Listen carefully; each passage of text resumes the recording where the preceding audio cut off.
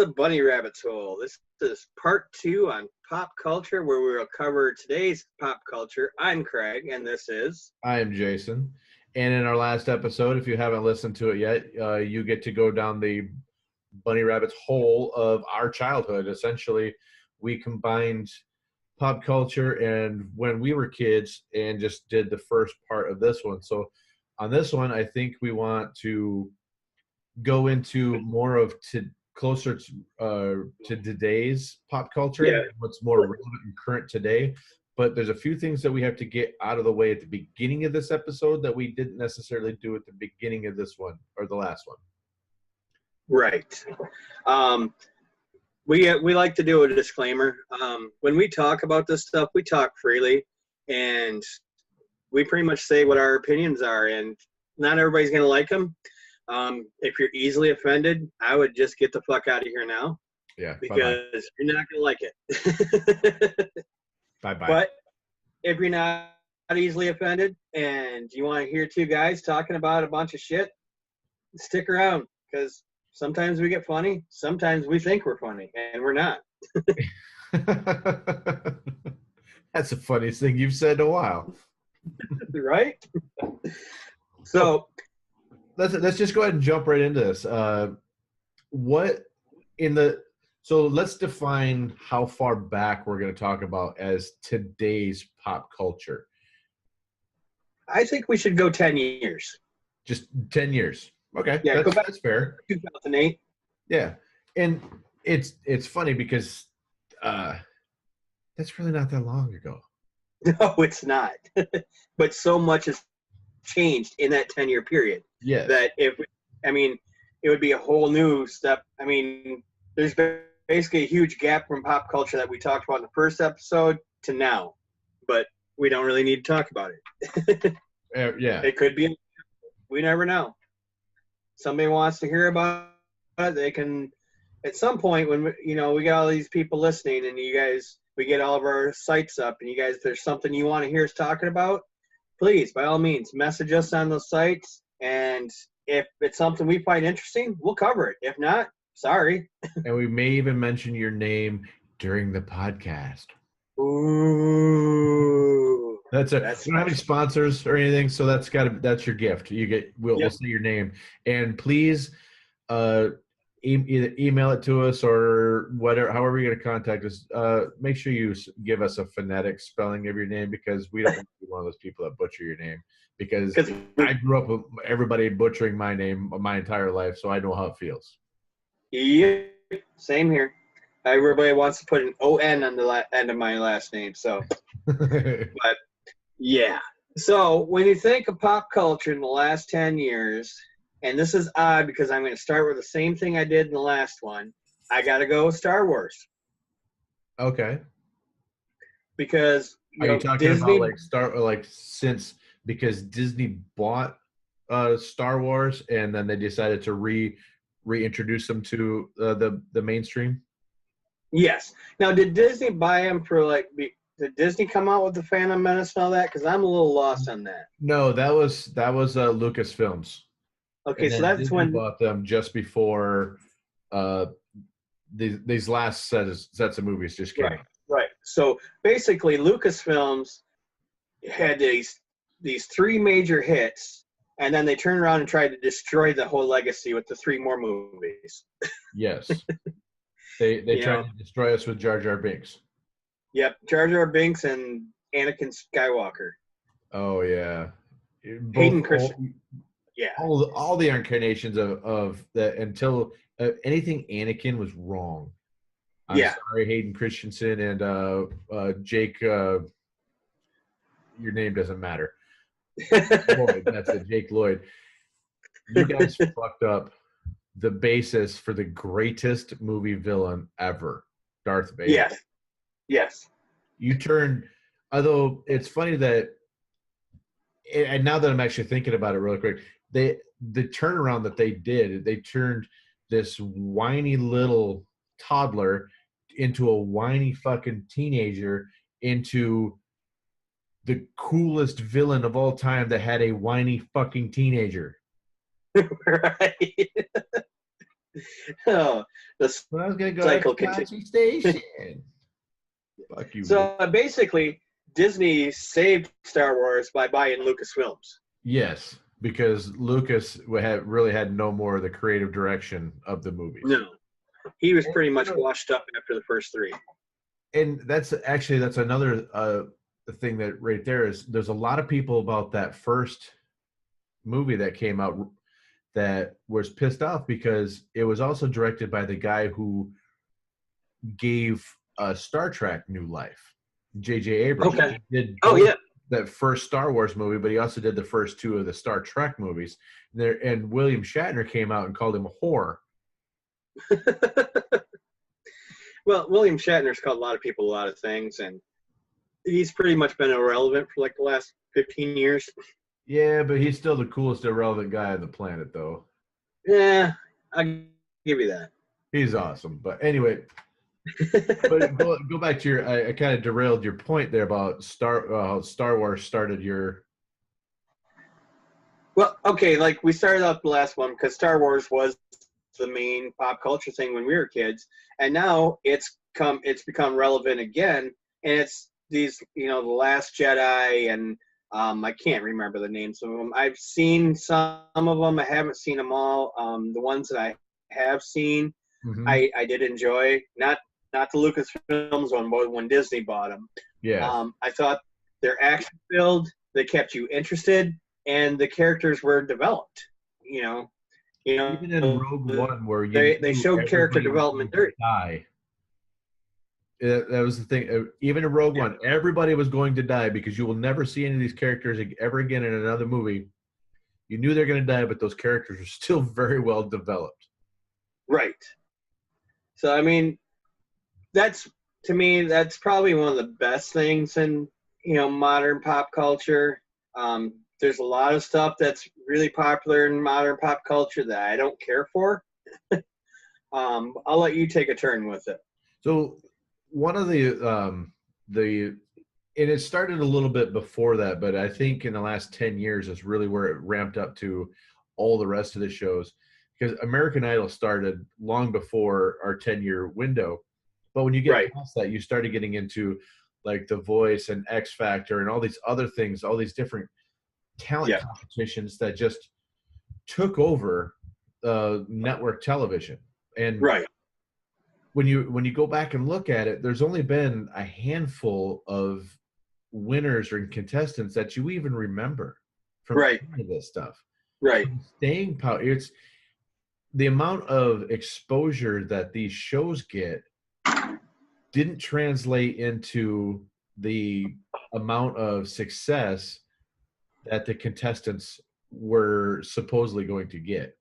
When you get outside of like Carrie Underwood and Kelly Clarkson, there's not really many that still resonate with fans. There's Adam Lambert, who actually toured with Queen for a little bit, but like you have one of them is Little Sweet in the Diet Dr. Pepper commercial. That's his claim to fame now. So it's like, is it really worth? I'm having technical difficulty. Oh, okay. Sorry, I was having technical difficulty there for a minute. Oh, right on. Can you hear me now? I caught Adam Lambert, and after that, it just kind of. Okay, so Adam Lambert is one that actually had a little bit of success there. He toured with Queen for a little bit, but after that, really, you have the guy who does Little Sweet in the Diet Dr. Pepper commercials. I mean, I don't even know who that is. Whatever. It's actually kind of a funny yet annoying commercial at the same time. But the amount of success that these shows have doesn't translate into success for the contestants. That's because my theory on that is because as Americans, we have the attention span of a gnat. It's cool now, but hey, look, bright shiny object. I'm over here again. Here I am. Yep. Now here I am. It's we touched on it a little bit last episode. It's an instant gratification nation. We want everything right now, and if we can't get it right now, we don't want it. Go away. Right. And I mean, I think Dave Grohl has come out and said some pretty harsh things about these contest shows, you know, because he didn't have, you know, just jump on a contest show and get his music career started. You know, he worked through the trenches. You know, he actually, you know, fought for his Right. music. You know, where these people are, oh, we're on this reality show. Now we got a record contract. You Well, know, and that's the America or the America's Top Comedian one. A lot of comedians are really, they hate that show because these guys had to grind through these comedy clubs and deal with seedy owners and all the other stuff, and then these people win a contest and they get their own special. yeah, yeah. How's that right? Yeah. I mean, and not only they deal with these seedy owners, but I mean, how many times they not get paid for shows that they did? Right. You know. There's a couple of, like, Arnie Lang has a great story in one of his specials where he talks about the club owner trying to pay him in cocaine and heroin. It's like, no, I need money. I've got to drive to the next comedy club. Right. So those guys get the shortcut around all that. And, right. You know, yeah, I understand winning is like, yeah, well, why else would you be on one of these shows unless you're going to get a reward like that? But I mean, I understand the other guys, you know, the other comedians' point. Right. Well, you know, touching on the Disney thing again, one of the other great things that's happened in the last 10 years is Disney buying Marvel. Yes. It's really, I mean, you have your diehard comic fanatics that are never going to like a superhero or comic book movie because it's not true to the comic book. You know, it's always going to happen. But those are the same assholes that say, you know, the Harry Potter books are better than the movie. Right. Oh, wait, I said that the last Didn't episode. you say that? Yep. But, you know. No, I get what you're saying, though. And, you know, they did a lot for the movies. But, you know, and I'm going to come out and say it, and I'm one of the rare ones. I didn't like Avengers Infinity War. Okay. I thought there was a bunch of useless dialogue, and I thought there was a bunch of scenes that could have been cut and put in something better. You know, we already knew that Vision and Scarlet Witch developed – spoilers, sorry. We already knew that Vision and Scarlet Witch had developed a relationship. We didn't need 15 minutes of them trying to develop their relationship more. We really didn't need that. That scene could have been cut or just jumped into the action. You know, it didn't need to happen. But and there's a lot of stuff like that, you know. There's a lot of inconsistencies basically in the movie that I found. But then again, a lot of people loved it, you know, and it's to each their own. I base things off what I like. See, I'm the type of person, though, that I've always enjoyed, like, Empire Strikes Back, because at the end, the Empire wins. It's the only one that they win in, you know. Right. So Thanos wins in this one, so I actually really liked it. Right. Right. Spoiler. Oh. Yeah. Oh, oops. No, actually, we're beyond the spoiler time. That you people should have seen it by now. The rest of the world has. Yeah. Right. This isn't Top Gun where you can go 30 years and not see it.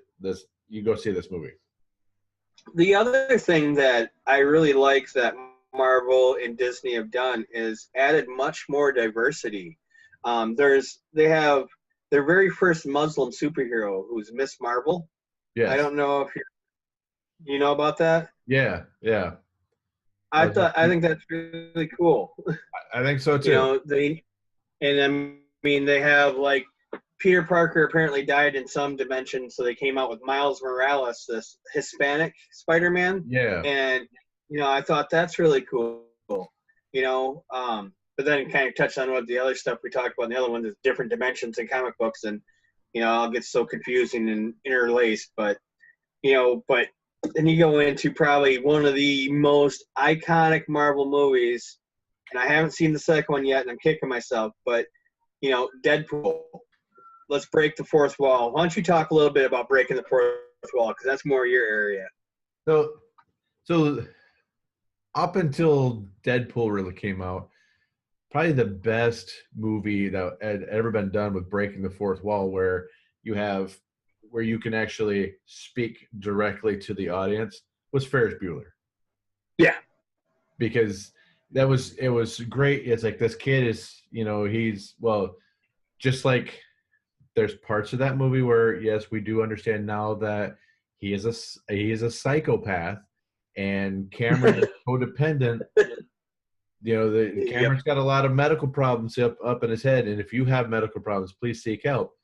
But what Ferris did was he engaged the audience, and it made you feel as if you were part of the story, and that's what resonates with most people with Ferris Bueller, that whether they realize it or not, is they feel like they're actually,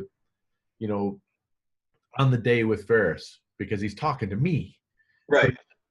Didn't Roger Rabbit do that too? What's that? Didn't Roger Rabbit break the fourth wall a bit too? Yeah. Roger Rabbit broke a lot of rules. With the voluptuous Jessica Rabbit. Yes. That was many teenager spank bank material right there. Yes, and the other part too is the main, spoiler alert, the main villain is a cartoon character himself, and he's dipping people into the ooze. I think it was, I forgot what it was called, but the slime or sludge or whatever it was, and he's like killing. It's like you taking another person's body and put them in acid, which is very dangerous to you, but you're using your hands to do it with. Right. But yeah, I mean, there was a lot of that. I mean, and that's what's interesting. Not only that, but Deadpool is also the anti-hero in the first big anti-hero. I mean, Punisher was an anti-hero too, but Deadpool took it a step farther. Yeah, and Deadpool was a phenomenon in itself because it was a comic book movie that was rated R, and it still broke box office records. Yeah. It was not meant, I mean, let's face it, the character Deadpool was not meant for children. But no, it was one of the funniest, it was one of the best superhero movies, and I love the way that they poked fun at themselves. It's like, now we don't have the budget for more than 2 X-Men, and I don't even know what X-Men is. Right. And they couldn't have picked a better person. Ryan Reynolds had to be Deadpool. Nobody else could do it. Well, he'd been shopping that script around for almost 10 years, and they actually forced him into the X-Men Origins bullshit, where they take his mouth away and they fight on top of 3 Mile Island or some shit like that. Yeah. But they forced him to do that if he ever wanted the chance to play the role. So they kind of held him hostage. Ah, I see.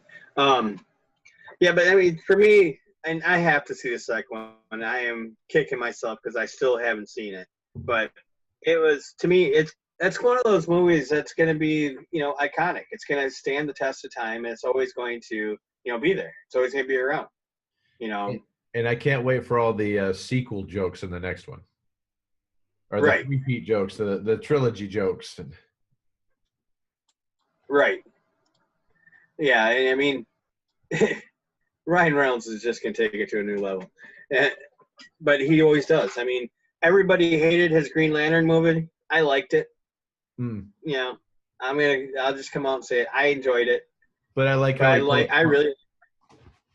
like how he poked fun at the Green Lantern movie in Deadpool. Right. But you're talking about this stuff kind of brings me to.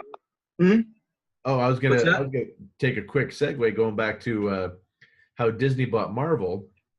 Marvel could have bought DC. Yeah.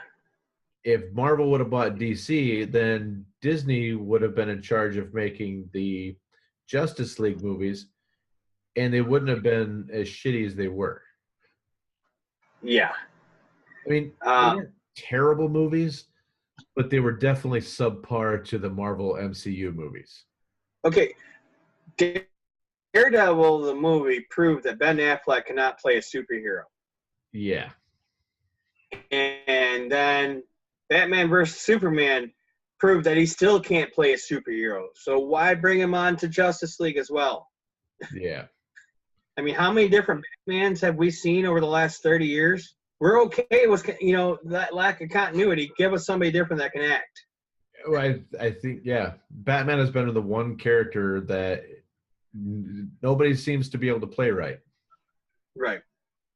And I mean, even with Christopher Nolan's Batman movies, everybody still made fun of Christian Bale because of the voice that he had every time he was Batman. Right. It's like Bat Dad and all the Facebook videos or YouTube videos. Right. But touching on the DC and Marvel thing, it's kind of ironic because DC, great TV shows. Oh yeah. The Green Arrow, Flash, Legends of Tomorrow, Black Lightning, horrible movies. I would dare say the only good movie they have come out with in the DCU is Wonder Woman. That was a good movie. I liked Wonder Woman. Yep. I think Wonder Woman's been the only good movie they come out with. It's the only good character they have developed. And I'm glad that one thing that I'm glad that they did was I'm glad that they decided to rip off Namor instead of have Aquaman. Yeah. Because that was not Aquaman. That's Prince Namor from that's the Marvel Aqua guy. Submariner. Yes. Yeah. And that he is much cooler that way because let's be realistic. Aquaman talks to fishes and he's boring as shit. Yeah. He's the one that they leave behind to answer the phones when they go out and fight right. shit. They take the Wonder Twins instead. Oh, man, I'm sorry. We've only got 2 chairs left. Well, can I have one of them? No, the twins have got to sit here. And they're I think it's a monkey, space monkey, Gleek. Well, we might have some kind of space aid, so we got to keep it close. Right. Well, can't one of them become a nice chair? No, because they'll melt. Yeah. Form of a dildo. Wait, what are you going to do with that? Form of a rhino. We're going to shove it in your ass, Aquaman. Well, and like Marvel does great movies. Their TV shows are hit or miss. Like, I just started watching the new series on Hulu, Cloak and Dagger. I don't know if you remember that comic book. I do, actually. I was a big fan of it, and I was actually conflicted when I first saw the Hulu commercial for it because I was like, no. Yeah, no. Yeah, no. I was conflicted if it was actually the real comic that I'd read when I was younger. Right. Is it? Yes. How close is it? It's been a long time since I read it, so I really couldn't tell you how close it is, but I'm enjoying it. Oh, nice. I'm 3 episodes into it, and I'm enjoying it. However, there are other, like, Agents of S.H.I.E.L.D. I like. Legion, I watched, like, 4 or 5 episodes of the first season, and I'm like, yeah, it's not for me. Well, it's weird, too, because they get some of them that are made by Fox and Sony, so they're not – those are less – but the ones that are made by ABC and Disney, those have tend to be a little bit better, and the Netflix ones are really hit or miss. Daredevil was awesome. Yeah. Punisher was awesome. But then the second season of Jessica Jones I didn't like. I hated Iron Fist. The Defenders, I was so pissed off. It was so short. And then Luke Cage, it was like – it's like watching traffic. It was so slow and boring. Luke Cage, I'm going to sum this up. Luke Cage was 70s disco era Shaft as a superhero. Mm-hmm. That's what – see, I actually enjoyed Iron Fist, but I read a lot of Iron Fist when I was younger. He was one of my favorite characters, and I thought they did it right. I'm not like all these people that are pissed off because they didn't make Iron Fist some Asian guy, because in the comic books, Iron Fist wasn't an Asian guy. No, he wasn't. He was a white guy. Yeah. And the thing I really hated about Iron Fist was the guy that was playing Iron Fist had no emotion. Yeah, I can see that. And I can see that. I overlooked it. Yeah. But yeah, second season Jessica Jones, The Defenders, yeah, I wanted that to go longer too. Punisher was awesome. Daredevil, both seasons were awesome. Actually, Luke Cage's next season comes out in a couple days. Yeah. I'll watch So it because I'm I'm a kind of sucker. right. I watched The Gifted, and I didn't get all the way through the season. I did like it. It's just time. And also The Runaways on Hulu, which was another Marvel show that I don't think a lot of people know was a Marvel show. I got like halfway through that, and it's kind of Did you watch The Inhumans? so. Yes, Was that good? no, Okay. See, because the whole idea behind the Inhumans, I mean, in the comic books, the Humans are actually pretty cool. But yeah, I was really worried when I saw that that was going to be a TV show because it's hard to, because they're mutants but not mutants, and right, it's kind of a strange storyline there, but they're cool characters. So I didn't know how that would translate with a low budget of a TV right. Well, you think of the Inhumans. You got Black Bolt and you got Medusa, and Medusa's got that hair that does all this show. Yeah, stuff. And like it was either the first episode or the beginning of the second episode. They cut all her fucking hair off, so she's basically powerless. but isn't it like, yeah, she's like, it's like Samson. You cut out his hair off and he's got no power. So that was her skill. That was Yeah, her talent. That was her purpose, was to have right. hair. Yeah, and it just Let me guess, Black Bolt spoke? no. Okay, they did get that right. Yes. Because he speaks and he could blow up the universe. Right. He actually accidentally spoke once while he's on Earth and just wiped out an entire city block. Oh, okay. So, but Accidental. so they did that. Yeah, they did that part right, but a lot of it was just, It was like watching Agents of Shield, but Agents of Shield rushed with superpowers. Oh, okay. It's like, so the whole thing was just so forced. Everything just felt forced in the whole show. So one thing I've noticed so far about all this is we tend to not give a shit about pop culture the last 10 years because we haven't talked about it. Okay. All right. Well, let's get here. Here's my one of the biggest pop culture things to come out in the last 10 years, Walking Dead. Oh, yeah. Cultural phenomenon there. Right. Which was great. I got hooked on it right away. I was into it until like the last couple seasons. I was just like, ugh. But for me, it was good back when they had the governor. You remember that? Yeah. But because to me, all of a sudden, it developed into something besides just this zombie show. It was more about community, and you two different communities with two different views, and it was. And how would you because you have, life has to go on. If you're living in an environment like that, that's one thing that I appreciate about that show was it, especially the early seasons, was it was less about the fact that this looming threat was all the way around you all the time. It was, we have to go on. We have to get society back up and running, and it was kind of a cool, it was an interesting look at how do you rebuild a civilization. Right. And so I thought that was what was really cool about it. I think in the later years it kind of got away from that.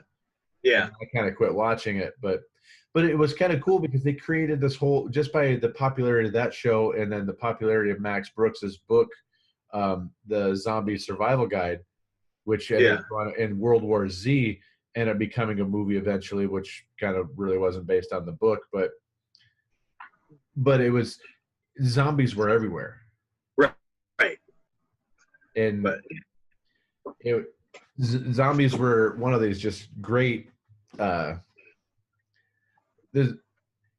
were one of the lesser, they were one of those creatures from yesteryear that you just did, zombies, fuck zombies. Right.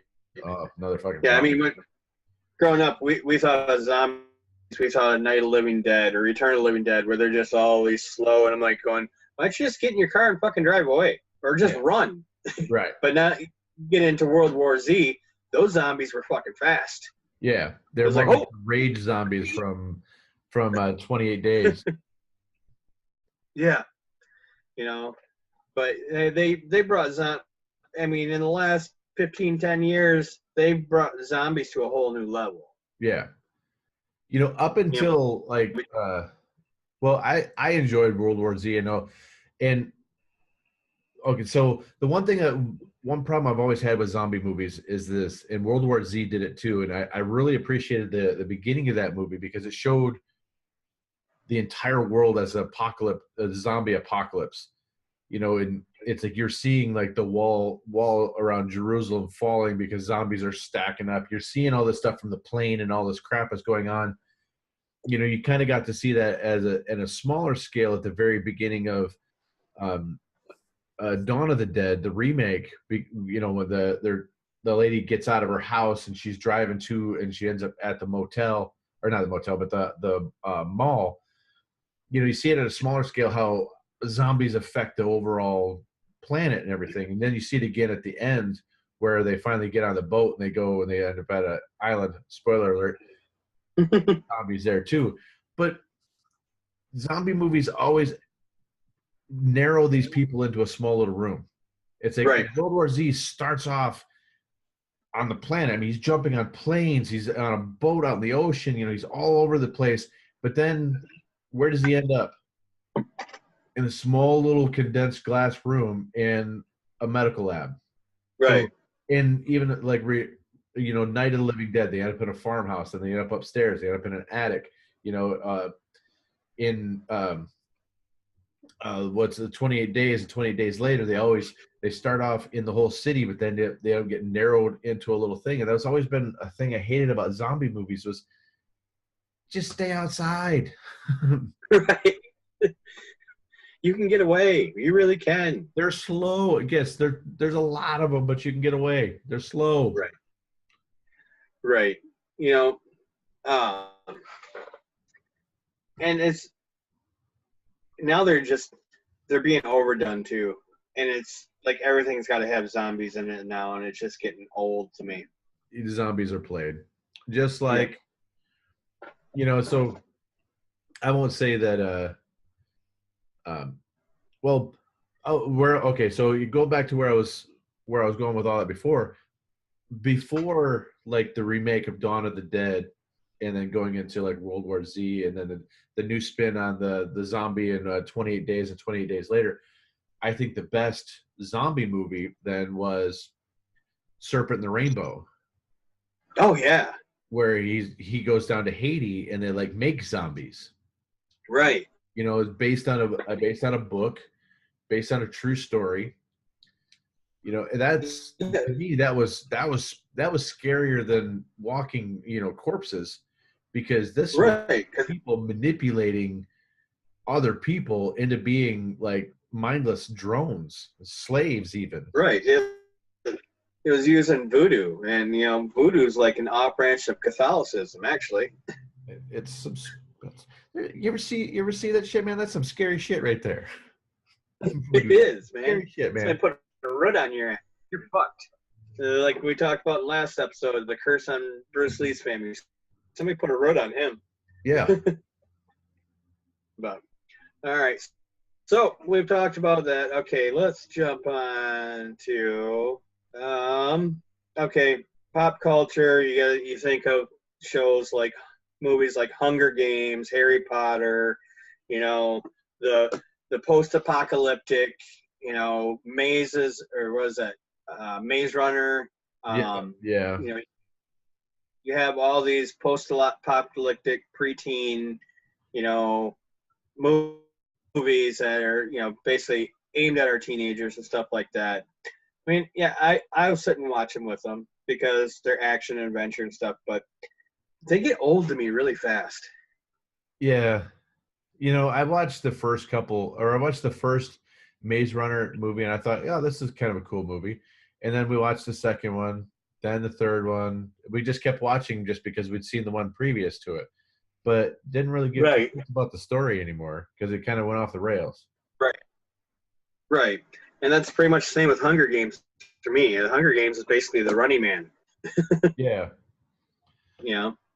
Well, I wasn't as interested in Hunger Games because it's kind of the same premise as this Japanese movie called Battle Royale, where they take a whole bunch of bad children and they make them kill each other. Mm-hmm. Which, yeah, I thought that was. I still to this day think it's a better, other than a couple of scenes within Hunger Games. I think Battle Royale is a better movie. And that's just not being this. I'm a movie freak, and I just like these weird movies you've never heard of better. I enjoyed Right. the first Hunger Games movie. I thought it was well thought out. I thought it was well acted, but I liked the story of Battle Royale better, and it was because maybe because I'd seen it first. But there's a couple scenes in Hunger Games where that dude snaps that little kid's neck like right away, and then they cut to the town going, oh, we're not. Right. But I really don't have anything good to say about it, so I really don't know what else to talk about it. But I mean, you get it. It's still, I think, a better franchise than say like the Twilight series. oh, Which Johnny, just yeah, it just ruined vampires for me. yeah. We I'm, glitter. Our skin sparkles like with glitter in the sunlight. No, you should burst into flames, asshole. yeah, and die. And matter of fact, because you glitter and sparkle, you should just fucking die anyways. And the other part too is like, so you're a vampire, and you're going to pretend to be a 17-year-old for 100 years. Didn't anybody see Interview with a Yeah, Vampire and how Kirsten Dunst was pissed off that she's a 10-year-old or whatever she was there? She cuts her hair off and she's pissed off that she's going to be stuck at that age the rest of her fucking life. right. Yeah, I and would not want to be stuck in high school for a century. No, that's not happening. right. And how these people are not going, dude, you've been a senior for 20 years. I've had you in my class for 20 years. What the fuck? How do you, I mean, are these people We stupid? had Mrs. Smith's algebra together. Yeah, you remember me? Yeah, why am I your teacher now? Right. Yeah, Twilight just killed vampires. I mean, vampires were always cool. Those are the movies that you could always look forward to, whether it be, Bram Stoker or whether it be Blade, the Vampire Hunter or whatever, or even, touching on another thing, anime, there was Vampire Hunter D, Oh yeah. which, well, to me it was the only really good anime, but that's a whole nother subject, but we'll get into that in a little bit, because that's part of today's pop culture. But vampires are always cool. Then this fucking person turns it into teen romance and just kills the whole thought of vampires. Somebody's got to come out with a badass motherfucking vampire in order to just erase all that shit. There's two things that I remember reading shortly after the Twilight movies came out. Was one, the movie Up had a better love story in the first 8 minutes than Twilight did in 4 movies. And two, it's an epic tale of a girl's decision between bestiality and necrophilia. Yep, I read that. I remember reading both of those. And I'm like, oh, that's just too classic. Yeah, it is. Oh. All right, your turn. You pick something. Well, so in the last 10 years, it's kind of funny how I want to go back to music, because in like going back from like 2000 or even earlier than that, you had the growth of the boy bands, then you had like the brother bands, and then you had the careers jump from these different like Nickelodeon and Disney shows. And Right. obviously I've got a son that's of age to remember most of these kids, so I remember seeing a lot of these things, but I never understood how every single one of these little kids on these shows ended up with recording contracts, because they can't all be that talented. And then I learned the magic and the power of auto-tune. Oh yeah. Oh yeah, they don't have to sing at all. They just Right. they just basically mouth the words and auto-tune fixes it. Right. And I mean, they don't even have to write their own music. The music is provided. They don't write their own music. that's one thing that always got me. And it's, country artists have been the same way. Country artists are now, most of them are not allowed to write their own music because the record companies say, okay, this is what you're going to play. Here's the song. Sing it this way. Whereas that's one thing I always liked about metal. They write their own fucking music. They write their own lyrics, everything. And they don't care who they're going to piss off. Right. And they mean something. Yeah. And it's funny because with a lot of metal gets a bad rap for all being like satanic and whatever. Yeah. There is a lot of satanic imagery. But there's a lot of these things where a lot of this imagery comes straight from history. There's a lot of history lessons in a lot of this stuff. They find characters from the past. Like, I mean, hell, there's a band called Bathory, which is all about, the evil countess who killed over 600 people. There's songs about these different stories. There's a lot more substance to metal than a lot of people actually give it credit for. Right. Well, I mean, look at one by Metallica. That's based off the book Johnny Got His Gun that was banned in the U.S. for years. Yeah.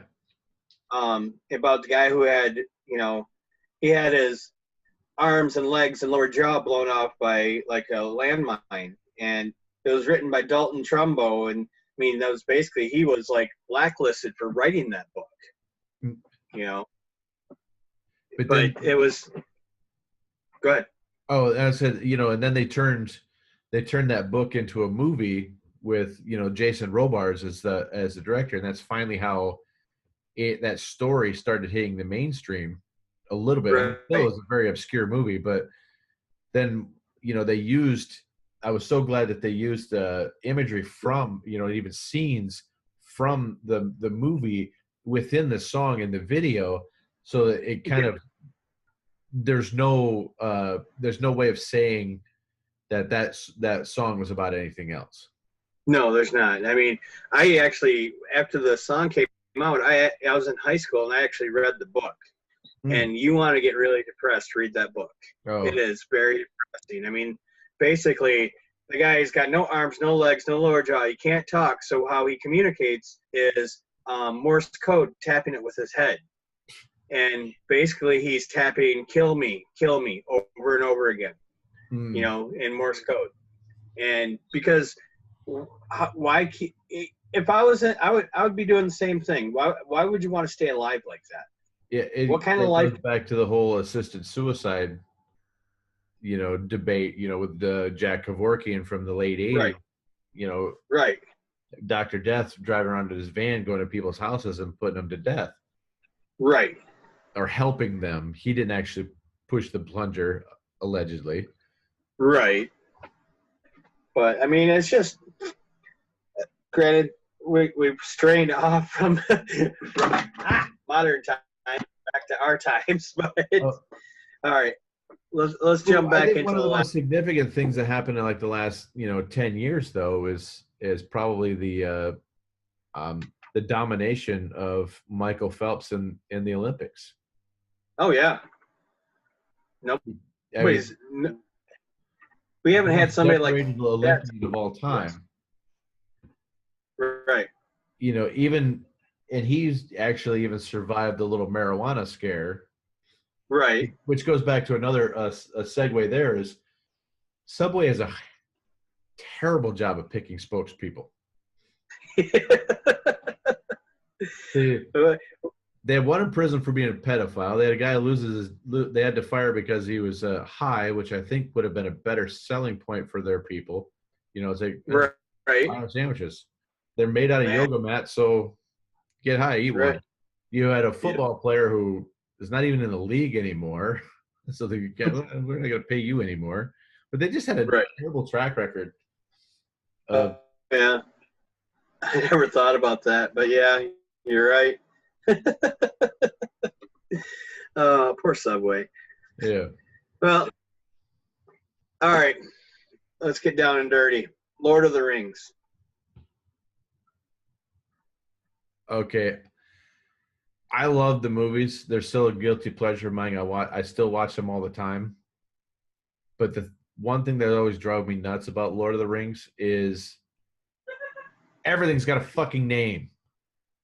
It's the door of such and such and such and such, and this is the dwarf who's son of such so and so and son of so and so. It That's why I could never finish reading the damn books, because I didn't give a shit what the name of everything was. Or what everybody is wearing. If you read like The Hobbit, Tolkien, and like takes 3 pages to describe what somebody looks like, what they're wearing, and how they carry themselves. Yes. At that point, I'm done. The only other book that I've ever read that was that was worse than how those are written was American Psycho by Bret Easton Ellis. I haven't read that. Every time somebody comes into a room or leaves a room, he has to talk about the entire suit that he's wearing, the shoes that he's wearing, how his business card looked, how his hair was done. But that was part of the character's psychosis. So after a bit, you got to the point where you understood that, okay, the first 3 or 4 lines of this paragraph or this little section is going to be all about style. So you just skip that and then just start reading. So the book became a faster read at that point. But Lord of the Rings, you can't do that, because you still need to know that there's a door. See, I myself, I love the action sequences of the movies. I hated the movies. I'm like, especially was the last one Tale of Kings or something like that? Yeah. Not Tale of the Kings, but Return of the King. But yeah, Return of the King. It's 3-hour movie, climbing a fucking mountain. I mean, I think it was summed up the best in Clerks 2, and he's like, "Here, I'll sum up the trilogy. We're walking. Woo, there's a fight. There's a fight. We're walking. Oh, climb a mountain. Oh, ooh, here's a ring. Boop. Oh, and we're walking. But to me, and then they fade out, and you come back, and then they fade out, and then they come back, and I was seriously. I stood up in that, and I'm like, you come back one more time, I'm setting this fucking theater on fire. I just want to get out of here. Yeah, at the end of it, you're talking about the end of the movie where it just wouldn't end? Yes. Where it's like, okay, now we just arrived to the Shire. Okay, now we're at Sam's wedding. Now we're going to walk to a boat. Now Bilbo's going to a boat. Now we're going back to Sam, and now he's got kids. Like, all right, yeah, we could have done this shit like a half hour ago. If you would have said, if they would have ended it when he says, "You bow to no man," and everybody bows to the 4 of them, if they would have just faded to black, cut to dead, done right there, roll credits. Yep. That's all you needed to know. I didn't give 2 shits about the rest of it. Like Bilbo and Frodo fly away, or sail away with the elves and Gandalf. We didn't need to know that shit. Oh, I thought Sam married Frodo. He was sure up his ass the whole 3 movies. No. That man, he wanted him. Well, okay, yeah, I agree. Yeah, I can't. So, how do you walk for 18 months and gain weight? I don't know. Well, it's probably because he had first breakfast, second breakfast, third breakfast. Exactly. There's a lot of calories in Rebbe's bread. Right. But so there's a theory out there that when in Fellowship, when Gandalf falls, and just before he falls, when the Balrog whips him with a thing, and he says, "Fly, you fools," and then he falls. That meant, call the Eagles; they'll take you there. You just drop the ring in, all done. No, they walk, and they walk, and they walk. But then in The Hobbit, they get picked up by the Eagles in the first movie, and then at the end of the movie, or they drop them off at the top of a big rock, and they can see the mountain, their destination, off in the distance. Like, can you just fly us over there? Like that mountain. Can you just take us all the way over there? Otherwise, it's a long way. We got to walk this way. Can you just? It'll take you what 40 minutes round trip, and where? No, okay. We'll walk. Yeah, I'm really glad I didn't watch those ones. I didn't watch The Hobbit, anything to do with the trilogy of it. And I'm not one of those people that get into like, well, how do you split one little book up into 3 movies? Well, because it's not about the book. Right. It's about making money off movies. Yeah, exactly. I don't know if you know about this. You remember when kids, we watched Doctor Who a little bit. I wasn't a big fan, but your brother was a big fan. My brother loved it. Well, yeah. I think all I ever got out of it was, who's Harry? And for some reason that was funny as shit. But, they have recently come out with the very first female Doctor Who. I saw that. I mean, I haven't seen it, but I saw it. I think that's really cool. I mean, it's really groundbreaking, considering what it is, based off, this, especially like the British, they were more, their role models always had to be male, even though they had a queen that they, But yeah, it was interesting. I liked it. I haven't watched it, but I like the premise. Let's say that. I've always been a big fan of David Tennant as an actor, and but I never watched him as Doctor Who either. So, right, I'm pretty out of it when it comes to Doctor Who. I don't know enough about it, but I know a lot. I cared about. Yeah. And he looked like a '70s porn star. So. Yeah, didn't he have an afro? Yeah, afro and the scarf. Yep, that's the one I remember. And that was what, the 70s? The 70s, early 80s, yeah. Yeah. Another pop culture thing from the last 10 years, we kind of talked about last episode when we talked about geek culture, is the Big Bang Theory. Oh. That is, and it's really weird because I've been a huge fan of it up until this last season. And this last season, I'm watching the show and I'm like, my wife and I are talking and I'm like going, all they do is rip on each other. It's like you're wondering when Penny and Leonard are going to get divorced. You're wondering when Howard and his wife are going to get divorced. You wonder when Stuart and Raj are going to get married. It's just they spend half hour just tearing each other apart. Right. Is that what our society has come to? Apparently, yeah. Ripping somebody else down for your pleasure. Yeah, it's just I don't.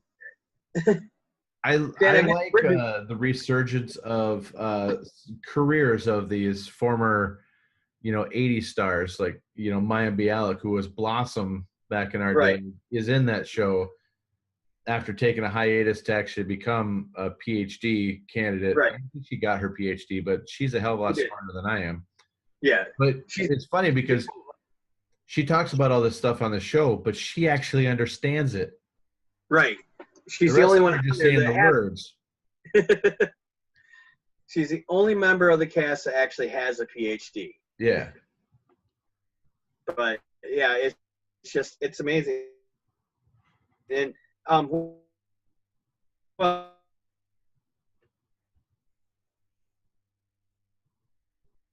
not he was.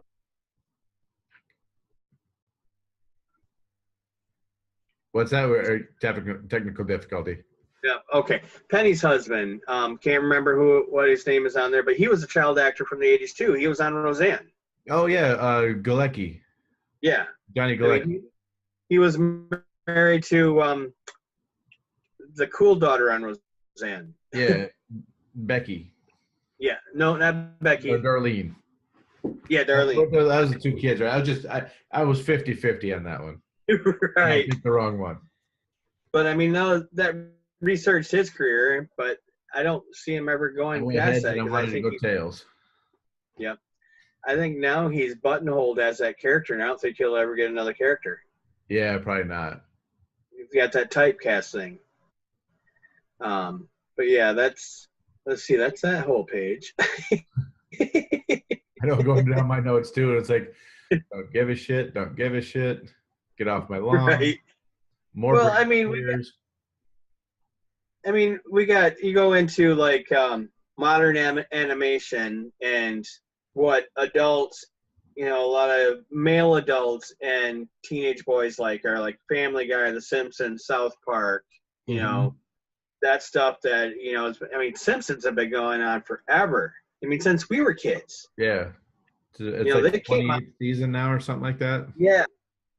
I haven't watched it in probably 10 seasons, but it's it's something that just keeps going. I don't get it. I watch an episode here or there, and you know what? I still laugh. It's weird. That's good. I haven't watched an episode of it in years. My kids do, but it's not for me. And like there's another cartoon that I don't watch, but I know it was huge because in my art classes I'd have people drawing it. When I was going to college, it was Adventure Time. Have you watched that? Yes, I've watched that show. Yeah, I've watched like an episode or two, but I can't get into it. But people love it. That show I thought was pretty funny. There was a couple others like Regular Show and what was the other one with Amazing World of Gumball? Those all came out right around the same time, and they were actually pretty funny. Gumball is like a really, really funny show, but it's funny that like those shows where they had characters that were off the wall and weird. It's like you have like SpongeBob lived in a pineapple, but in like Gumball, a character was a pineapple. Okay. And they had like birds and pineapples and Tyrannosaurus Rexes and all these other people that are all characters in the show. But they really wouldn't have been that way or wouldn't have been allowed to do that if it wasn't for shows like Ren and Stimpy. Right. From our day, which kind of like there was laws that were in cartoons, and then Ren and Stimpy went, fuck your book. Right.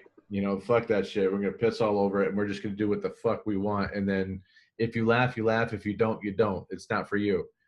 Right. It wasn't for me because they kind of grossed me out. They did go to the nth degree there, but that show actually allowed and laid the groundwork for shows like all those cartoons I mentioned, Rick and Morty, right. Family Guy. It allowed you to be weird for weird's sake, and it allowed you to be gross. Right. Well,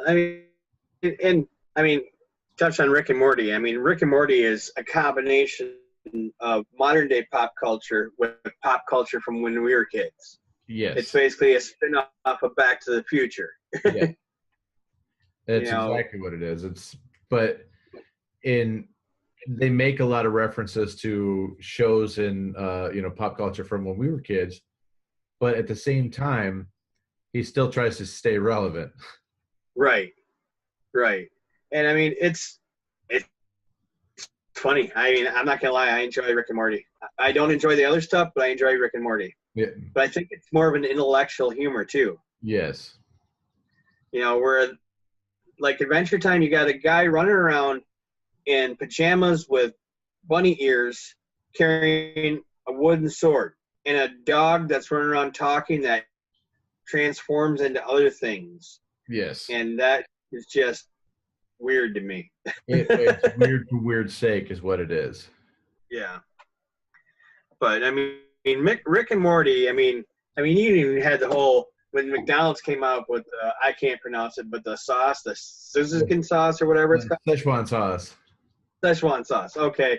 And McDonald's came out with that for a limited time. Then it went out, and they had the outrage from all the fans, and like the Rick and Morty producers kind of stepped back away from it because they were like, we don't want to get involved in this. And they actually brought it back again for a second time. Yep. Nationwide this time.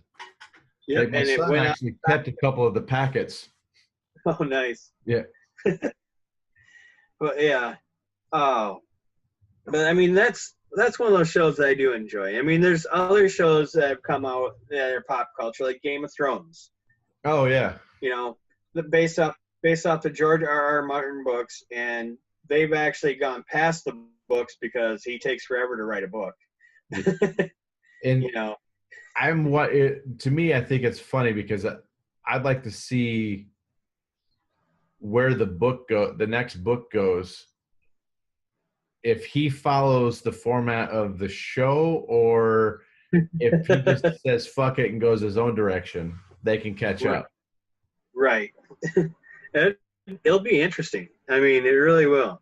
But I mean, it's full of intrigue. It's I would have to say, when you think of medieval times, this is what you would think of. Yeah. You know, and Thrones.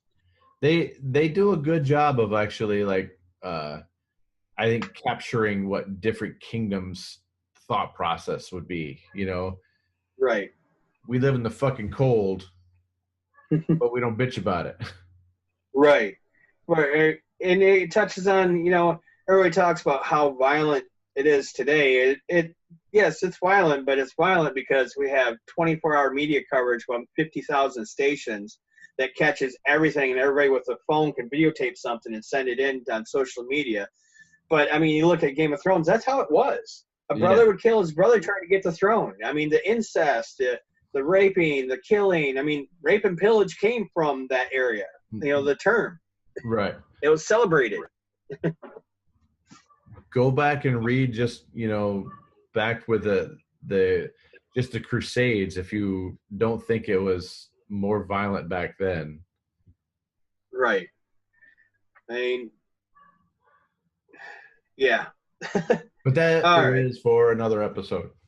Yeah, definitely. Because I could go on that forever. But another big thing in popular culture in the last couple of years, Stranger Things.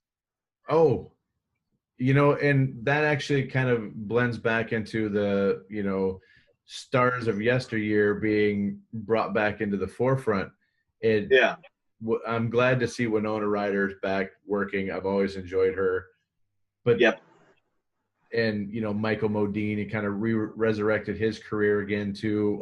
Paul Reiser, who was in the second season. Yeah. I didn't even know that man was still alive. Didn't either. But I'm glad to see he was working. I was always a big fan of his comedy, but my wife and I sat down and binged both seasons. Like, it took like 2 weeks after the first one came out. We're like, oh, what is that? And then we started watching it, and then all the way through. Then we chomped at the bit waiting. It's like, no, tomorrow. Does it come out today? No, tomorrow. And then we binged the other one like within a day or two. Yeah. It took me a while to get to the second season. I did the first season quite a few months ago, and then second season came out. And I think it was like 2 months after second season came out that I finally watched it. We didn't want to. Once I started. We didn't want to learn any spoilers, so we jumped right on and went through it. I'm pretty good at avoiding. That brings up another point there. Something that's happened in like the last 10 years is binge watching. Oh, yeah. Because Netflix and chill. Yeah. I can't watch a show that's on a network anymore, or even HBO where it's once a week. I can't do that shit anymore. No. I did that once with Dexter. I watched when just before season 3 started. I watched all of season 1, all of season 2, and I started on Thursday, and then season 3 started at 9 p.m. on Sunday, and I finished second season. I had like a 30-minute window. Third season started. I watched it live, and then went, fuck, I got to wait till next Sunday? Right. And it killed me. So now, even with like shows like Game of Thrones and stuff, I try not to watch any of it until it's done. Right. Then I can start at the beginning and go all the way through. I do the same thing. I don't even know how people get ratings anymore because so many people do that. Yeah. Because it's just easier. It's that instant, again, it goes back to instant gratification. Yeah. We'll just wait for the whole thing to come out at once, and we'll watch it all. I have to do that. I have to watch it at my terms, my time. DVR helped, but it's not binge worthy. No, not only that, but when you binge something, usually you can watch it on something where there's no commercials. Yeah. And another thing that's really cool about Stranger Things, it helped do what another show that I watch has done. The other show I watch being Critical Role. It's a YouTube thing from Twitch where a bunch of voice actors get together and they play Dungeons and Dragons, and Matthew Mercer is their dungeon master. And you can find him on Twitch. You can find him on Alpha Channel, Nerdist, or YouTube. And what they just all play Dungeons and Dragons, and he is an incredible dungeon master. But also, Stranger Things, they were playing Dungeons and Dragons in that too. Right. And it's kind of brought Dungeons and Dragons back out to being cool again. I mean, it's always been around, but it helped bring more of a resurgence into it. And between shows like that, and there's other YouTube shows with famous actors playing Dungeons and Dragons. Ben Diesel actually sat down and did a one shot. One shot is where they just sit down and have a quick campaign, basically like a battle or whatever. But he played with Matthew Mercer and a couple of other people from Critical Role. Nice. It's on YouTube. It's like 20 minutes long episode that they played. I mean, the Critical Role episodes, they can be up to 4 hours long, because they sit down for a session. And you remember how long it was we used to play before when we were you kids. start at 9 p.m. and before you know it, it's 5 in the morning. Right. But Critical Role is entertaining as hell. You have these great voice actors and Ashley Johnson from what is that show with the tattooed chick? Blindside. Blindside, yeah. And she's on there, and she's actually black, yeah. But they've actually, like, her writers on her show have actually wrote some of her Critical Role character into it. It's really cool to see stuff like that. And just watching these people play a game, have fun. Yeah, the internet is tearing them apart, saying you're doing this wrong, you're doing that wrong. But who's to say that their fun is wrong and yours is right? Exactly. At that point, magic, man. There's no one way of doing it. Right. You watch it for what it is. Keep your opinions to yourself, because nobody gives a fuck about your opinion. Just like nobody gives a fuck about my opinion. Or mine. Right. It's all about having fun. This is what this show is for us. You and I are having fun. And if people like it, awesome. If they don't, suck my dick. And then there's always the next episode. Please try that one. You might like that one better. Right.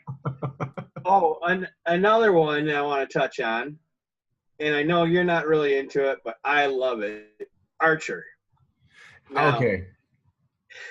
I started watching it. I'm on halfway through season 2. It got funnier. You get to the freezing yet? Yeah.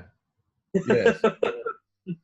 It was slow the first couple episodes, and about the time when Aaliyah Johnson's character, I forgot what her name is. I always do too. She's Archer's ex. Yeah. When she breaks up with the other guy in the office, that's when the show really started getting funny. Yeah. But also, like, I think it's around the 3rd season where they start developing Pam's character more. She's the heavyweight girl in the office, and the secretary in the office. They start developing their characters, and they bring in, the core people, and then wait until you get Christian Slater in there too. It gets even better. Archer is one of those shows that it's like a fine chili. It's got to cook over several seasons. Gotcha. But I mean, it'll get to the point where you can't stop watching them. That you have to finish all of them up until this last season, Archer Adventure Island, which I just finished last week. It's hilarious. It covers pop culture from. I mean, they go through. The first couple of seasons is just they're secret agents. Right. They're espionage and all this, but then they start breaking into like different genres, like noir. The season before this one was, it was like back into like the 40s and 50s, and they're like private detective, and then this last season is back into the 30s, and it's called Adventure Island. They had this airplane and stuff, and there was Nazis, and it's like they're trying to jump to every genre now. They did their thing. They did all they could with like the spy stuff, and now they're just going genre to genre to genre. Okay. And you're gonna love it. By the time you finish every season, you're gonna be in love with it as I am. I guarantee it. Right on. I mean, I wouldn't have watched Rick and Morty if it wasn't for you. But, yeah, my son turned me on to that show, and I was so glad he did. But we really can't talk about pop culture without talking about the thing that promotes all of pop culture, which being social media, which being Facebook, Instagram, Twitter, Snapchat, and Reddit. Yeah, that's where everything is now. I mean, more people are on these things than people who actually watch TV anymore. And right now, a lot of them are actually starting their own networks. Facebook is actually putting a shitload of money into creating their own programming. They're going to start. Yeah, I saw. They're going to try to start competing with Hulu and Netflix for having their. They don't want people to leave. They tried to compete with YouTube, but most people didn't really understand what they were trying to do with it. Right. So that didn't really go very far. But they're actually, it's like investing billions into programming and trying to bring A-list celebrities to their shows that they're trying to produce right now. So it'll be social media is going to be kind of changing in the next couple of years, especially when something like Facebook is going to turn into like a whole media hub. You get all of your updates about your family and your friends. You get to see what's going on in the world around you, and you get to watch all the programming that you watch all in the same spot. And not only that, you will also get, for a prime price of free, all of your data stolen and sold to Cambridge Analytica. Hell yeah. Not just them, but to everybody. Right. And they'll apologize for it in a video later on. And that'll be aired right after Wells Fargo's apology. Right. Oh, man. What a world we live in, huh? Yeah, no shit. Where they can take something that is supposed to be as simple as staying in contact with your friends and family that are, that don't live close to you, and turn it into, we are now mining you for all the data so we can put specialized commercials towards you. I love getting on there and going, you know what? I don't know why I'm getting this, but I don't search for penis enlargement things, but thank you for that ad. Now I might check it out because maybe my penis is not big enough. At this point in my life, I really don't fucking care. What do you know about my wife? What's she saying? Right. Have you been polling my wife, doing a survey? At this point in my life, though, I really don't care. Yeah. Fuck it, I'll try them. But yeah, I mean, it's just I don't watch TV because I don't want to watch fucking commercials. Right. And so we used to watch on demand all the time, but we have the cable system out here has this on demand system. And when it first started, there were no commercials. Right. And eventually, like the very rare beginning, there was a commercial. Right. Now the commercials are like every 5 or 6 minutes all the way through it. So it's and you can't fast forward through the commercials. So it's next to impossible. It's painful to watch something on demand now. Right. I get games on my phone to play, when I'm bored, play games on my phone. And there's fucking commercials. Like, why is there a commercial on a fucking video game? Right. Well, or the game that you're playing, if you need a special function or power up, you have to watch a commercial to get it. Right. Or you have to pay money for it. Yeah, that's right. Delete. Yeah. We'll go to the next game. That's like, right. I've played these games and these are not, pay to play games. So you basically pay to win. So all right, I'll give it a shot. So I'll try it out. Oh, that's kind of fun. This guy started the same time I did, and now I'm level 5 and he's level 75. Yeah. Wait, how does he have lightning? Right. We both started yesterday. Because he invested $6,000 into this game, and I spent zero. That's a shitload of But Smurfberry. this isn't. Yeah, that shit's getting old. Oh, something interesting. I'm not sure if you're aware of this. Remember the Archie comics? Oh yeah. Because Betty and Veronica. Because if we always wanted to have that threesome with Betty and Veronica when we were kids. But yeah, and it's talk about how we talked about earlier how about they're revamping everything, and they turned that into a TV show called Riverdale, but it's like a dark twist on it. How do you have a dark twist on kids eating cheeseburgers? Oh, I watched I think 4 or 5 episodes of the first season, and Betty's older sister was dating Archie's older brother, and there was a murder-suicide type thing. Betty's older sister went crazy. Veronica moved to Riverdale from, New York, where she was rich, but her father's in jail for some white-collar crime. What is this, a redo of 90210? It's pretty fucking twisted. Yeah, pretty much, but with Archie and Jughead. Wow. And you know who plays Jughead? Remember the show Zach and Cody? Yeah. Dylan Sprouse plays Jughead. Plays Jughead. Yep. Wow. Okay. Didn't see that coming. I didn't either. But he's also, I talked about these YouTube shows that people play in Dungeons and Dragons. He also does that too. Oh. Bring it full circle. Yep. And you know who else plays D&D? Joe, God, what is Montenegro? The guy who's married to Sofia Varga. Oh, yeah. He was in True Blood. Yeah.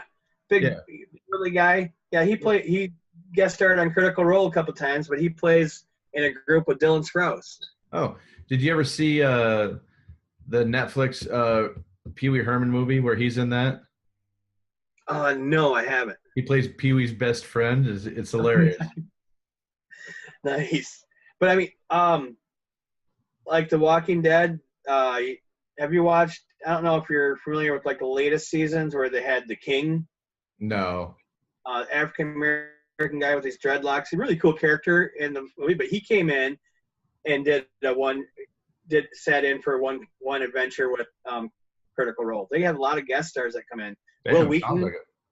Yeah, Will Wheaton came in. Oh yeah, okay. So if there's a such thing as an Uber nerd, that's Will Wheaton. Right.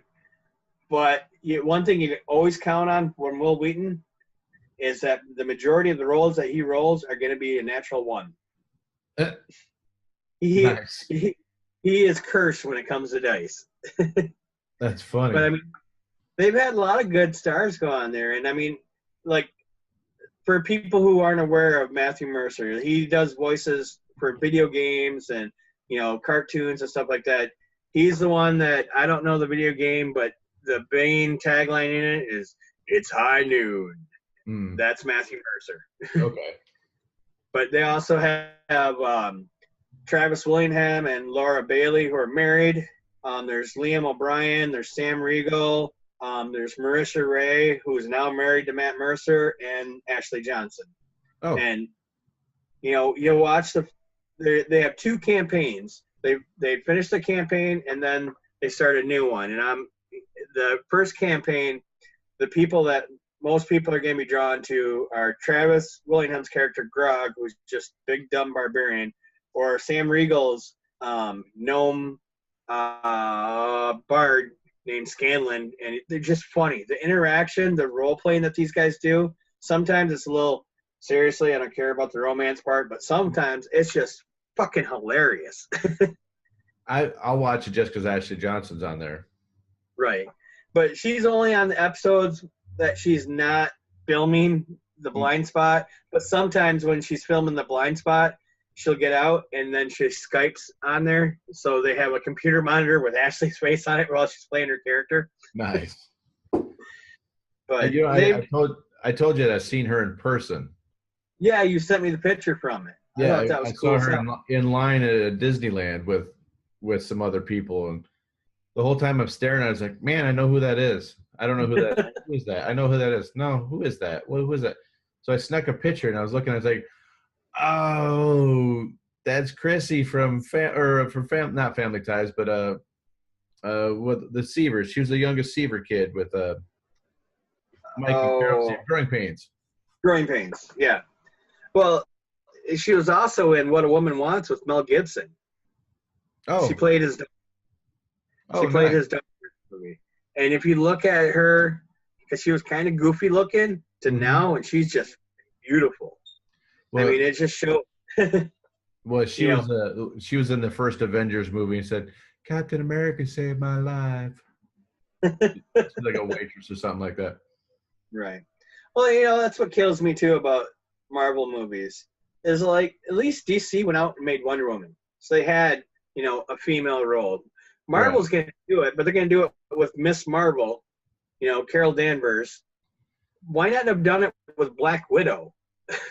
Yeah. That movie could have carried itself. Yeah, oh, yeah. Scarlett Johansson could have carried that. Yep. I mean, she's done it in so many other movies. She's a proven actress, Yeah. She and kind of it's carried just Iron Man 2. yeah, somebody had to. I have pretty much. Let's see. Go through this. You got something? Go ahead and pipe it in because I'm looking for more. I have run out of everything that I gave a shit about for modern day pop culture that we What didn't about turn into others. this? Is more up your alley. What about Ridley Scott returning to the Alien franchise? All right. Covenant, I loved. Didn't like Prometheus.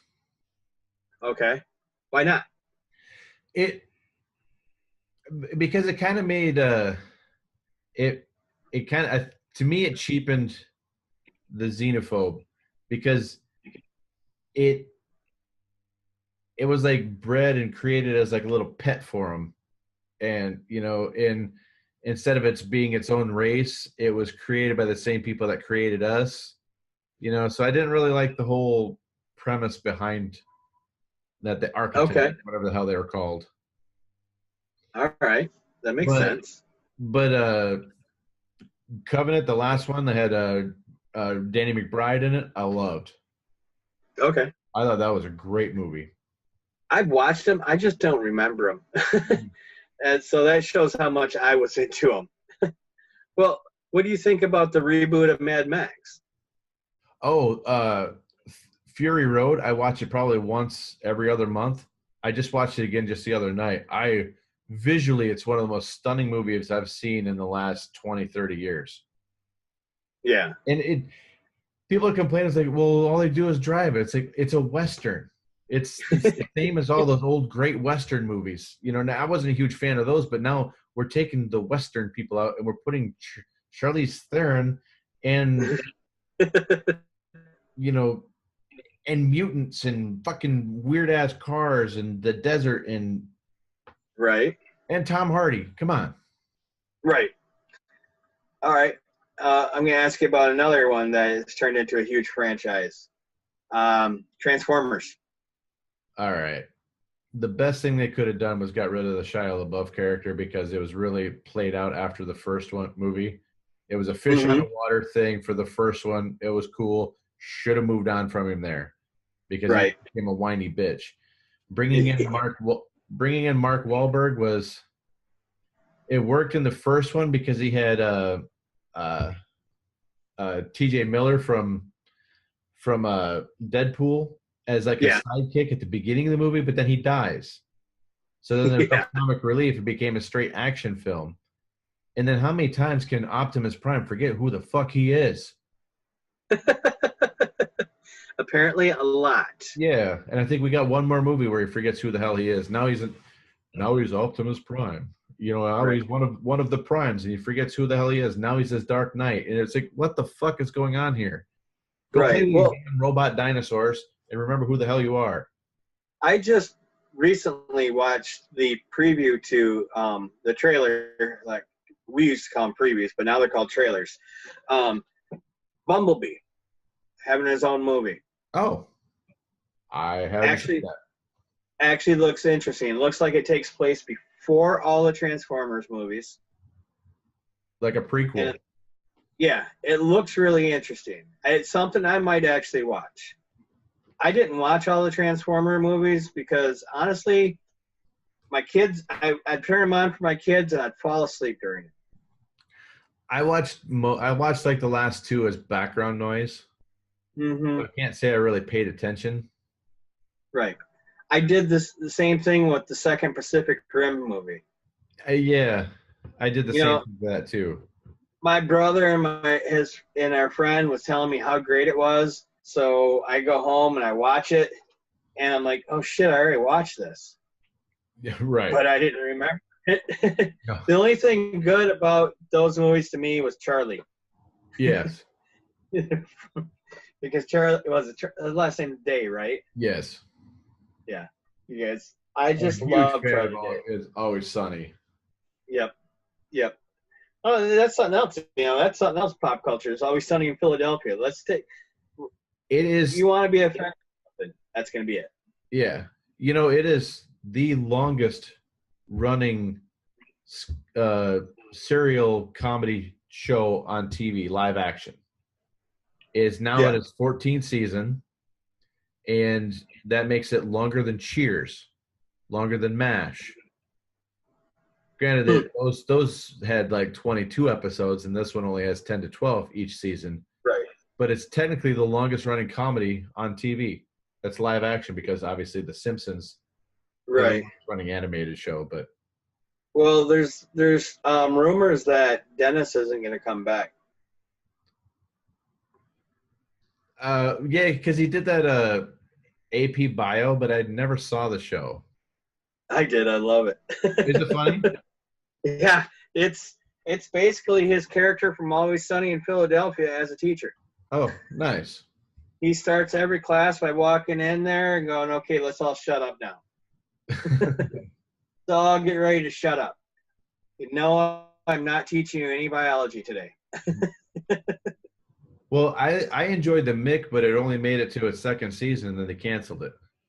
Yeah, I enjoy that too, but I didn't get all the way through the second season. Yeah, that's the same here. I think that's probably why it got canceled. Yeah. I really liked her, but basically she was playing the same character, Yeah. you know. And that's what I'm And afraid with AP Bio. If he's playing Dennis, how long will that last without the others? I think because it's also got Patton Oswalt in it, Yeah, and and there's I a good love dynamic. him. And his students, there's some of his students that are reminiscent to some Sunny characters. I think they can actually build something off this. Oh, nice. So I mean, there's this little nerdy girl in the class who is twisted as fuck, and he's like, "You remind me of a young version of me." Nice. But yeah, Nice. I give it a watch. It's on Hulu. Check it out. And I think there's only like maybe 9 episodes, Oh, right if on. even. So it's worth a watch. I'll check it The out.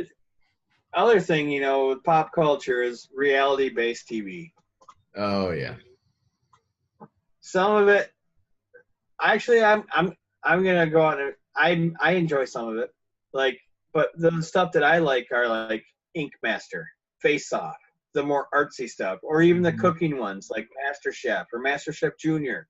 Right. More of the competition style.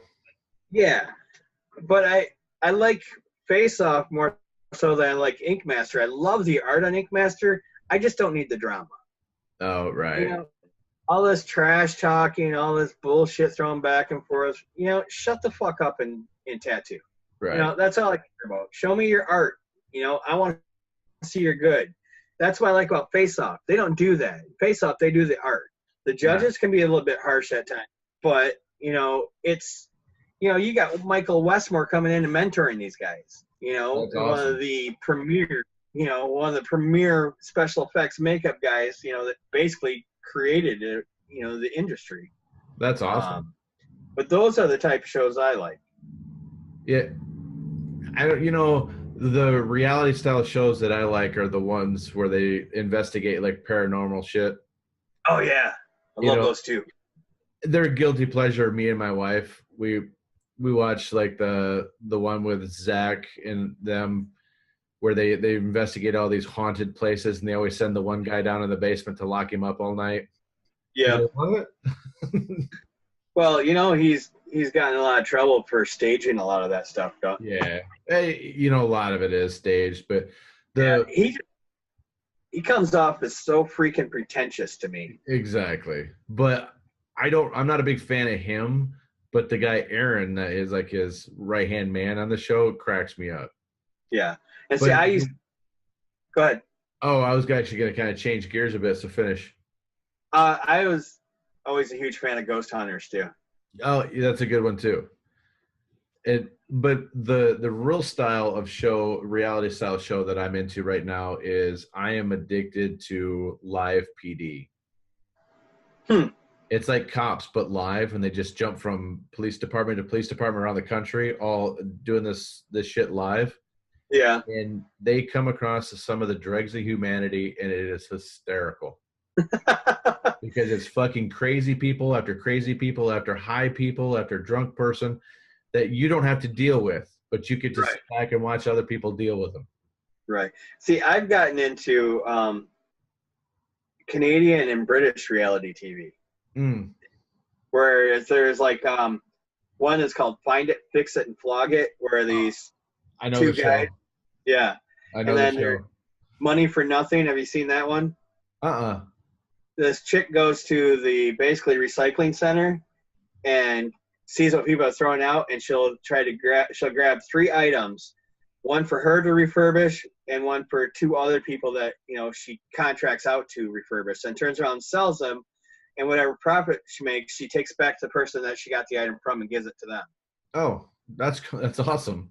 Yeah, it's really cool. But I mean, then I'll watch like Canadian home improvement shows and stuff like that. And it's basically because like there's a Canadian one called Brojecks where these 2 brothers do it, and they're just funny as hell. And it's not like not like the twins, whatever their names are. The Property Brothers guys. Yeah, 2 brothers, Jonathan and Jonathan. Yeah, Drew. That's it. But yeah, my wife and I, we watched them for a while, but then I found out that a lot of their stuff is fake. Yeah. And I was a little bit disappointed with that because, I mean, they got a lot of charisma. They really do. Yeah, they do. Yeah, they do. But it always drove me nuts that it's like, okay, you need all this stuff fixed. You have to hire my brother. No, your brother can bid on it. Right. But it's like I think one of the things that they had come out was how because every time they're fixing something up, they run into a huge problem. Mm-hmm. Well, turns out that a lot of those huge problems they were causing. Oh, that doesn't surprise me. Intentionally to have the drama in the show. That doesn't surprise me. That I just thought pass the cost on to the homeowner. Right. We got the readings, you got the bill. Right. Well, the thing that kills me though is like because you're gonna have these remodels where there's gonna be a problem, but you're gonna have these remodels where there's no problem at all. Everything goes smooth. Yeah, and you never see that on these remodel shows. No, ever. I watched one where they go in, they buy the place. The guy's like, "Oh, I found some termites in this spot. Oh, how much is it gonna cost? Not much."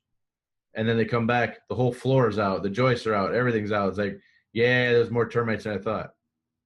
Huh? And you didn't think to call me and tell me that? Right. So, a lot of those shows they're fun, but same with the problem I have with that show is the same one that I have with like Storage Wars or any of the like auction and the pawn shop ones where they always come in and say like the Storage Wars, like they'll open it up like, oh, in the American Pickers guys, like, oh, I found this. I can sell that for $200. To who? Right. Who's gonna buy that little tin can for $200? Like, I paid 50 cents for it. I made now $199.50. No, you didn't make shit yet, buddy, because you haven't sold it. So don't Right. talk about the amount of profit you made from it because you didn't sell anything yet. Right. And how much did you spend in gas to get all the way out there? Right. We spent $4,000 to get here, and Right. I got a profit of 1,500. No, that means you're in the hole, buddy. Right. Yeah, that's the part they don't talk about, because when you run a business, it's overhead, gas, employees, because they got that chick that stays there and answers the phone and stuff. Right. Really, they have a whole warehouse. Yeah. She's the only good character on that whole show. I don't like either of the two guys that go out. No, I don't either. They annoy the hell out of me. Yep. I want to kick the one down a flight of stairs, and I want to just verbally assault the other one. Actually, I want to kick one down a flight of stairs, and I want the other one at the bottom of the stairs to get hit by him when he lands. And then I'll verbally assault him. There you go. But I mean, yeah, then you got your other stupid reality shows. Like, I mean, I've watched some seasons of Survivor. I've enjoyed some. The backstabbing part, I don't. I watch it more because I love the obstacle courses and the challenges. Oh. Like American Ninja Warrior. I love American Ninja Warrior. I watched a lot of that. I watched the original Ninja Warrior, the Japanese one. Yeah, the Japanese were all these Japanese words, and the ones that don't translate into Japanese, like pipe slider. Yeah. Well, what I like about the Japanese one is